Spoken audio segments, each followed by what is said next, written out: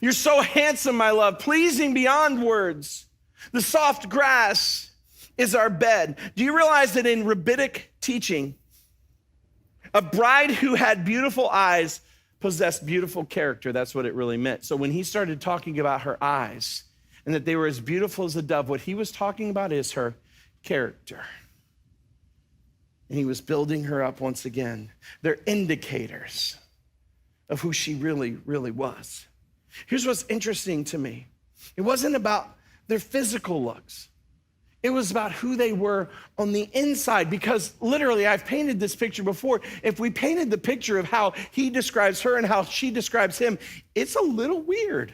Like he's like, you're a fawning dove. I want to climb your pomegranates. And I'm like, this is the weirdest looking person in the whole world. Like it doesn't sound anything, but it was different. And this is a really good thing for you guys in here. Some of you guys, we talked about it earlier. Online, you say you're average, which we know what that means. But here's the great thing. You may not be the best looking guy, but here's what's cool. Women are amazing at overlooking our imperfections. Can I get an amen on that one?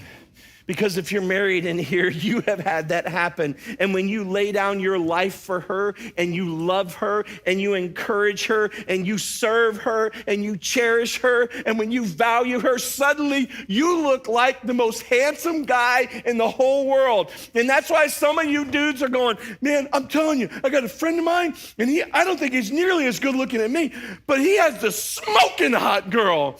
Maybe he's learned character over charisma, and maybe he's learned encouragement over flattery, and she's like, that's the guy I want. I don't need all the other stuff. Be that guy. Be that man. Be that husband. So we're looking at character. We're looking for encouragement. And here's what we're going to look for is we're going to seek intimacy over infatuation. You know what's interesting about intimacy is I pulled up the definition of intimacy. There are 6 listed things, the last one being sexual intercourse. So even in the regular dictionary, it says the state of being intimate, a close, familiar, and unusual affection of or loving personal relationships with another person or group, a close association with, or detailed knowledge, or deep understanding of a place, subject, period, or history, an active expression of serving as a token of familiarity or affection, an amorously familiar act, then sexual intercourse. But if we flip over to the modern narrative, the old Urban Dictionary, intimacy means a euphemism for having sex. We just shrunk it up. So if intimacy is just a euphemism for having sex, where in the world do we get spiritual intimacy and emotional intimacy? And I think that what has happened in our culture is we have eliminated those two things, and we keep wondering why we keep falling into the same trap where I don't ever feel like I'm getting what I was hoping for.